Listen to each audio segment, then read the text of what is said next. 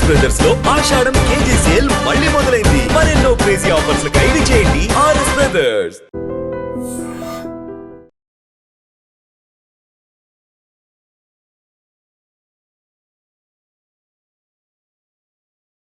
Welcome to iDream media. So జనరల్గా diabetes, sugar వ్యాధి ఈ ప్రాబ్లం అనేది చాలా మందిని ఇబ్బంది పెడుతుంది. ఇంట్లో ఇద్దరు ఉంటే ఒకరికి షుగర్ వ్యాధి అనేది ఉంటూ ఉంది. ఎందుకు ఇంతలా డయాబెటీస్ పేషెంట్స్ అనేవి పెరిగిపోతూ ఉన్నారు? షుగర్ రాకుండా ఏం జాగ్రత్తలు తీసుకోవాలి? వస్తే ఎలాంటి ఆహారాలు తీసుకోవడం వల్ల, ఎలాంటి వెజిటబుల్స్ తీసుకోవడం వల్ల మనం దీన్ని కంట్రోల్లో ఉంచుకోవచ్చు? రివర్స్ చేసుకోవచ్చా వెజిటబుల్ థెరపీ ద్వారా? పూర్తి వివరాలు తెలుసుకుందాం. మనతో పాటు ఉన్నారు ప్రముఖ vegetable therapist and sun spiritual society founder Vikramaditya Guruji గారు. గురూజీ నమస్తే అండి. సూర్యోస్మండి.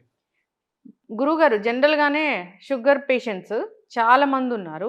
అయితే షుగర్ అనేది ఒక లైఫ్ స్టైల్ డిజార్డర్ లాంటిది. అది వస్తుంది, మనం లైఫ్ స్టైల్ చేంజ్ చేసుకుంటే పోతుంది అలా చెప్తూ ఉంటారు. కానీ షుగర్ వచ్చి తగ్గిన వాళ్ళని మనం అసలు చూడలేదనే చెప్పుకోవాలి. షుగర్ వస్తుంది, ట్యాబ్లెట్స్ వేసుకుంటారు, వేసుకుంటూనే ఉంటారు, జీవితాంతం మందులు వాడాలని చెప్తుంటారు. ఏదో బోర్డర్ లైన్లో ఉన్న వాళ్ళు, ప్రీ డయాబెటిక్ కండిషన్ ఉన్న వాళ్ళలో మాత్రమే రివర్స్ అవుతుందని చెప్తున్నారు. మీరేం చెప్తారండి? 100% ఇది లైఫ్ స్టైల్ డిజార్డర్. అంటే నాకు పెద్దగా మెడికల్ నాలెడ్జ్ కాదు. ఆహారం దాని మీద నేను చేసినటువంటి అధ్యయనాలు, నేను యాన్సెంట్ వేదిక్ ఇండియన్ డైట్ని ఫాలో అవుతూ ఉంటాను. సనాతనంగా మన భారతీయ సంప్రదాయం ఆహార విధానం ఏం చెప్తుంది దాన్నే ఫాలో అవ్వాలి. ఇప్పుడంతా కూడా కృత్రిమము ప్లస్ ఇంపోర్టెడ్. మన జీవన విధానం అంతా కూడా ఎవడో ఏదో తిన్నాడు, ఏదో చెప్పాడు అని చెప్పేసి అని మనం దాన్నే ఫాలో అవుతుంటాం. మన స్థితిగతులను ఆలోచించాలి. ఇక్కడ చాలా ప్రధానంగా ఇప్పుడు నేను కావచ్చు, ఇంకొకరు కావచ్చు, చాలామంది మాట్లాడుతుంటారు. అంటే యూట్యూబ్ వచ్చింది వేదికగా, ఏదో 4 చదివేసి మీరు యూట్యూబ్ కెమెరాల ముందు కూర్చుని మాట్లాడేస్తాం కాదు. దీని మీద నేను బేసిక్ ప్రాణిక్ హీలింగ్ ప్రాక్టీషనర్ని. అంటే ప్రాణశక్తి మనల్ని ఎలా నడిపిస్తుంది. నా ఫస్ట్ క్వాలిఫికేషన్ ఏంటి అంటే, ఇది మాట్లాడడానికి నాకు అర్హత, నేను ప్రాణిక్ హీలింగ్ ప్రాక్టీషనర్ని. ప్రాణశక్తితో రోగాల్ని నయం చేసుకోవటం ఎలా, దీని మీద నేను 2013లో స్టడీ స్టార్ట్ చేశాను. దాని మీద ప్రాక్టీస్లో ఉన్నాను. తర్వాత నేను ఆక్యుపంచర్, స్కాల్ప్ ఆక్యుపంచర్ అని నేర్చుకున్నాను. మ్యాగ్నెటిక్ థెరపీ అనేది గురువుల దగ్గర నేర్చుకోవడం జరిగింది. రేకి నేర్చుకోవడం జరిగింది. దాంతో భాగంగానే వెజిటబుల్ థెరపీ అనే ఒక అద్భుతమైనటువంటి మహోన్నతమైనటువంటి, ఇంతకు ముందు దీనికి సాటి లేదు, ఇక భవిష్యత్తులో దీనికి సాటి ఇంకొకటి రాదు. వెజిటబుల్ థెరపీ, కూరగాయలతో వైద్యం. ఎందుకంటే మీరు ఔషధాలు తీసుకుంటారు, ఆయుర్వేద వైద్యం చేసుకోవచ్చు, హోమియోపతి తీసుకోవచ్చు. మీరు ఏ ఔషధాన్ని తీసుకున్నా పథ్యం కంపల్సరీ.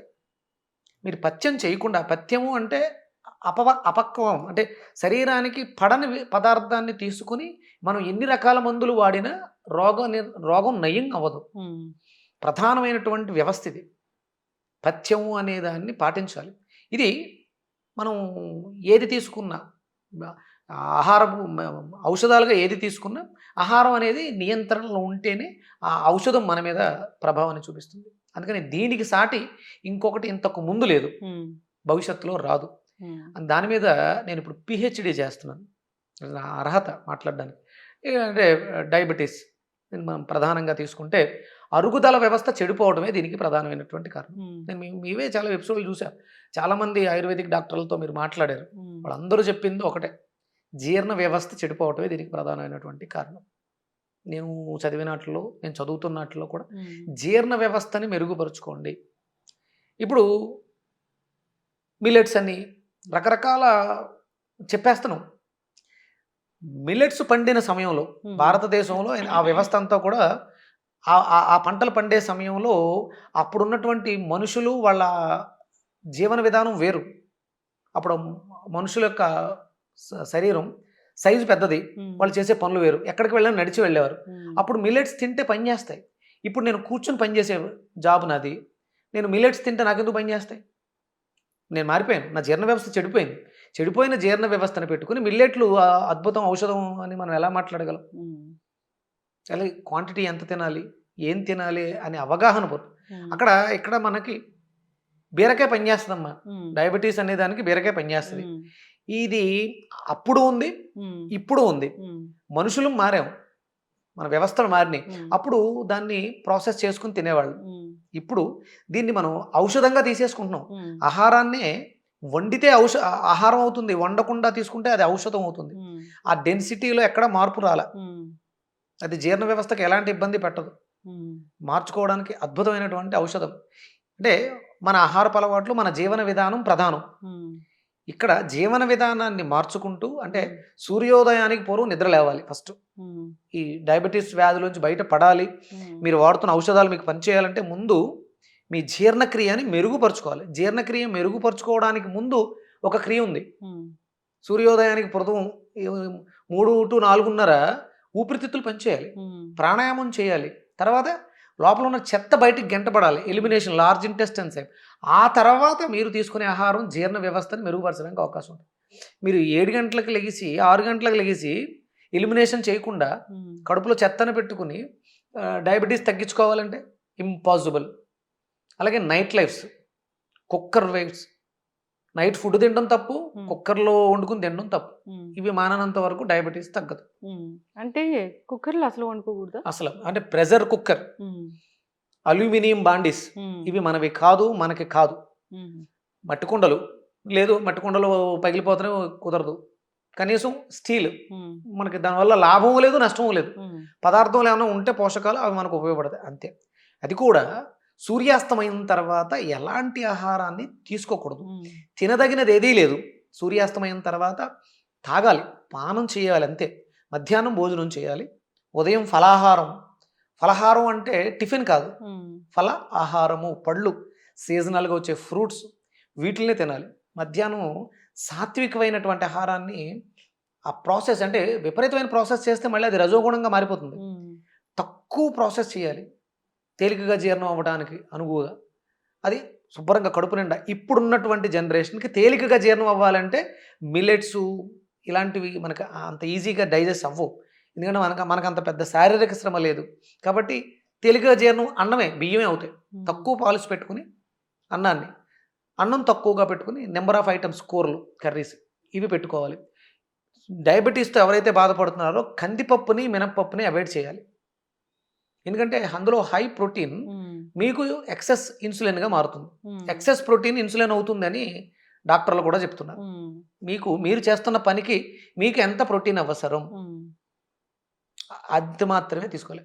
ఇందులోంచి బయటికి రావాలి అనుకుంటే, డయాబెటీస్ అనే వ్యాధిలోంచి మీరు బయటికి రావాలంటే ఇవన్నీ తూచా తప్పకుండా పాటించాలి. సూర్యోదయానికి పూర్వమే నిద్ర లేవాలి. మీ శరీరంలో మణిపూరక చక్రం పనిచేయటం దీనికి ప్రధానమైనటువంటి కారణం. మణిపూరకం, నాభి, దీనికి అగ్నిబీజం. అంటే మీ శరీరంలో అగ్ని తగ్గింది, అందుకని తిన్న ఆహారం జీర్ణం అవ్వక, పచనం అవ్వక అది మిగిలిపోయి మనకి డయాబెటీస్ రీడింగ్స్ ఎక్కువ రావడానికి అవకాశం ఉంది. కానీ జీర్ణ వ్యవస్థను మెరుగుపరుచుకోవాలంటే కంపల్సరీ శారీరక శ్రమ అవసరం. అది సూర్యోదయానికి పూర్వం. సూర్యోదయం తర్వాత ఫలాహారం, మధ్యాహ్నం తృప్తిగా మంచి భోజనం, సాత్విక ఆహారం, మాంసాహారం, గుడ్లు. అంటే చాలా మంది నాన్ వెజ్ తినొద్దు అన్నారు, గుడ్డు తినొచ్చా? గుడ్డు కూడా తినకూడదు, కందిపప్పు కూడా తినకూడదు. మినపప్పుతో చేసినవి ఏవి కూడా, అంటే వడలు, అంటే మళ్ళీ ఇడ్లీ పర్వాలే, కొంత బియ్యంలో కలుస్తుంది, అందులో కార్బోహైడ్రేట్స్, ప్రోటీన్ ఉంటుంది, చట్నీలో ఫ్యాట్స్ ఉండే అవకాశం ఉంది. సమపాలలో తీసుకోండి, ఏది అతిగా తీసుకోవద్దు. శరీరానికి 3 బ్యాలెన్స్డ్గా ఉండాలి. మనకి ఇక్కడ నుంచి ఇక్కడ వరకు కఫం, ఇక్కడ నుంచి మొల వరకు పిత్తం, కిందకి వాతం, 3. ఇవి 3 బ్యాలెన్స్డ్గా ఉన్న మనిషి ఆరోగ్యంగా ఉంటాడు. ప్రతి దాని మీద దృష్టి పెట్టాలి. ఆ ఆహారం అనేది మనం బ్రతకటం కోసం తింటున్నాం, తినడం కోసం బ్రతకట్లేదు. ఓకే. రాత్రి మీరు ఎలాంటి ఘన పదార్థాలు, చపాతీలు కానీ, దోశలు కానీ, పరోటాలు కానీ, అసలు తినేది ఘన పదార్థం ఏది కూడా తినడానికి లేదు. ఆల్రెడీ డయాబెటిక్లో ఉన్న వాళ్ళకి, ఫ్రీ డయాబెటిక్లో ఉన్న వాళ్ళు ఈ జాగ్రత్తలు పాటిస్తే మీరు ఆ ముప్పు మీకు చేరకుండా ఉంటుంది. అలాగే ఎక్కువ ద్రవ పదార్థాలు ఎక్కువ తీసుకోండి, జ్యూసెస్ రూపంలో, వెజిటేబుల్స్, రా వెజిటేబుల్స్ ఇవి తీసుకోవడం ద్వారా ఈ ప్రమాదం నుంచి బయటకు రావడానికి, పూర్తిగా క్యూర్ అవ్వడానికి అవకాశం ఉంది. ఏదో ఒక 3 నెలలు చేస్తే పూర్తిగా పోతుందంటే దీన్ని పాటిస్తూ ఉంటే పోతుంది. ఇక మళ్ళీ జీవితంలో దాన్ని వచ్చే సూచనలు కూడా ఉండవు. ఇక మనకి వచ్చిన వాళ్ళు ఇబ్బంది పడుతున్నారు అనుకుంటే బీరకాయ దీనికి అద్భుతమైనటువంటి ఔషధం. అలాగే బూడిద గుమ్మడికాయ, డైజెషన్ సిస్టమ్ డ్యామేజ్ అవ్వడం వల్ల వస్తే బీరకాయ, బూడిద గుమ్మడికాయ కలిపి జ్యూస్ చేసుకుని తాగొచ్చు. మొన్నటి వరకు విడివిడిగా చెప్పాము. జీర్ణ వ్యవస్థ డ్యామేజ్ అయింది, గ్యాస్ట్రిక్ ప్రాబ్లం ఉంది, బూడిద గుమ్మడికాయ ఒకటి చెప్పు. తద్వారా డయాబెటిక్ వచ్చింది కాబట్టి బీరకాయని, బూడిద గుమ్మడికాయని కలిపి తీసుకోవడం. జ్యూస్ చేసుకుని తాగడం, కొంచెం చిన్న అల్లం ముక్క వేసుకొని Mhm. మెత్తగా గ్రైండ్ చేసి డైలీ ఒక గ్లాస్, ఉదయం సాయంత్రం 2 పూట్ల ఒక గ్లాస్ జ్యూస్ తీసుకోండి. అలాగే సీజనల్గా దొరికే అన్ని ఫ్రూట్స్ ఫలాలు తినండి. డయాబెటిక్ పేషెంట్లు అరటిపళ్ళు తినొచ్చా, లేకపోతే ఫ్రూట్స్ తినొచ్చా, మామిడి పళ్ళు తినొచ్చా, అన్నీ తినొచ్చు. కానీ దానికి ఒక పద్ధతి ఉంది. ప్రాసెస్ చేసిన అంటే ఇడ్లీ తిని ఫ్రూట్స్ తినకూడదు. ఫ్రూట్స్ తిన్న వెంటనే వండినవేవి ఇడ్లీలు దోశలు తినకూడదు. ఆ గ్యాప్, ఫ్రూట్స్ తిన్నామంటే ఒక గంట గ్యాప్ ఇవ్వాలి. ఎస్. ఆ, ఈ ఈ నియమాలను పాటిస్తూ ఉంటే షుగర్ వ్యాధి అనేది మిమ్మల్ని ఇబ్బంది పెట్టకుండా ఉంటుంది. అలాగే ప్రాణాయామం చాలా అవసరం. ప్రాణాయామం చేయాలి. నాభి మీద దృష్టి పెట్టండి, మణిపూరక చక్రం మీద దృష్టి పెట్టండి. ఏదైనా తిన్న తర్వాత పొట్ట మీద చెయ్యి వేసుకుని ఈ మంత్రాన్ని, జీర్ణం జీర్ణం వాతాపి జీర్ణం, ఈ మంత్రాన్ని అగస్త్యుల వారు ఇవ్వడం జరిగింది అరుగుదలని మెరుగుపరచుకోవడానికి. పూర్వం చిన్నపిల్లలకి పాలు పట్టిన తర్వాత తల్లి పొట్ట మీద చేసి ఆ మాటని మిగతా కార్యక్రమాలు చేసేది. ఇప్పుడు దాన్ని పూర్తిగా మర్చిపోయారు. ఇక చిన్నప్పటి నుంచి షుగర్లు పెరిగిపోతూ ఉన్నాయి. మనం ancient Vedic Indian diet, Leo diet centres start చేస్తున్నాను. పూర్తిగా అవగాహన కావాలి జనాలకి. షుగర్ నుంచి బయటపడాలి అంటే మీరు చాలా జాగ్రత్తగా నేను చెప్పినటువంటి ఈ విధానాన్ని పాటించండి. మాంసాహారాన్ని పూర్తిగా విసర్జించండి. జిహ్వా, నాలికని అదుపు చేసుకుంటే, అంటే ఎదుటి వ్యక్తిని దూషించడం అవ్వచ్చు, మనం తీసుకునే ఆహారం కావచ్చు. జిహ్వా చాపల్యం అంటే అది. నోరు మంచిదైతే పొట్ట ఊరు మంచిది అవుతుంది. మనం నోటితో అందరినీ దూషిస్తూ ఉంటే మనకు సొసైటీలో వాల్యూస్ ఉండవు. మనం జీవితంలో ఎదగాలి అంటే సాధన చేయాలి. అంటే డాక్టరు అంటే వైద్యాన్ని బోధిస్తున్నాడంటే వైద్యో నారాయణో హరి అంటే నేను సాధకుండా అయి ఉండాలి, నేను నియమాలు పాటిస్తుండాలి. నేను ఓవర్ వెయిట్ ఉండి నేను ట్యాబ్లెట్లు అవి మింగుతూ నేను మీకు డైట్ సెంటర్ పెట్టాను రండి అంటే కాదు. అందుకని నేను పాటిస్తున్నాను Leo living energetic organ diet, Vedic ancient Indian diet. మన దానికి ప్రమాణం ఏంటంటే వేదం. షుగర్ వ్యాధిని ఎదుర్కోవడానికి వేదంలో అద్భుతమైనటువంటి సూత్రాలు చెప్పబడి ఉన్నాయి. నేను వేదిక యూనివర్సిటీ స్కాలర్ని. వేదం నేర్చుకుంటూ దీని మీద ఎంతో సాధన చేస్తూ అవి జీవితంలో అనుభవాలు తెచ్చుకుంటూ 10 మందికి చెప్పడం జరుగుతుంది. షుగర్లోంచి బయటికి రావాలంటే ఆహార నియంత్రణ అనేది చాలా అవసరం. మాంసాహారాన్ని పూర్తిగా విసర్జించండి. మాంసపు కృతులను కూడా ఎక్కువగా తీసుకోకండి. ఎస్, బీరకాయ బాగా పనిచేస్తుంది షుగర్ పేషెంట్స్కి. సో బూడిద గుమ్మడికాయ కూడా పనిచేస్తుంది, తీసుకోవాలని కోరుకుందాం. అంతేకాకుండా గురూజీ, మీరు చెప్పిన జీవన విధానంలో మార్పులు అనేవి చేసుకోవాలి. ఉదయాన్నే నిద్ర లేవాలి. సో దానివల్ల మణిపూరక చక్ర అనేది యాక్టివేట్ అవుతుంది కాబట్టి, సో యోగా అనేది కూడా బాగా పనిచేస్తుంది. సో శారీరక శ్రమ కూడా అవసరం. సో నాన్ వెజ్ అనేది పూర్తిగా మానేయాలి. గుడ్డు కూడా నాన్ వెజే. మీరు ఆరోగ్యంగా ఉండాలి 10 కాలాలు అంటే, భగవంతుడు ఇచ్చినటువంటి ఆయుష్ చిరకాలం జీవించాలంటే మాంసాన్ని పూర్తిగా విసర్జించండి. శక్తివంతమైనటువంటి మన శరీరం మెయింటైన్ అవ్వడానికి శక్తి కావాలి. ప్రోటీన్ ఇచ్చి ప్రోటీన్ క్యాలరీస్గా కన్వర్ట్ అయ్యి క్యాలరీస్ ఎనర్జీగా మారాల్సిందే అవసరం లేదు. ప్రకృతి మనకి ఆ ఎనర్జీని డైరెక్ట్ ఇస్తుంది. ఆ ఎనర్జీ పదార్థాలు తీసుకోండి, ఆరోగ్యంగా జీవించండి. చక్కగా చెప్పారు గురూజీ. ఫాలో అవ్వాలని కోరుకుందామండి. ఎందుకంటే అందరిలో ఒక డయాబెటిక్ పేషెంట్ అయినా ఉంటూ ఉన్నారు. డయాబెటీస్ ఉంది లేదు అని కాదు, ఉదయాన్నే నిద్ర లేవడం అనేది ఎవరికైనా మంచిదే ఆరోగ్యానికి. సో దానివల్ల బ్రెయిన్ కూడా చాలా షార్ప్గా పనిచేస్తుంది. మనం ఆ రోజంతా చాలా యాక్టివ్గా ఉంటాము.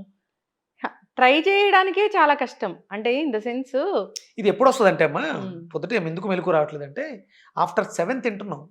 ఆ తిన్నది జీర్ణం అయిన తర్వాత సెల్ఫ్ హీలింగ్ బాడీ చేసుకుని లేవడానికి టైం సరిపోవట్లేదు.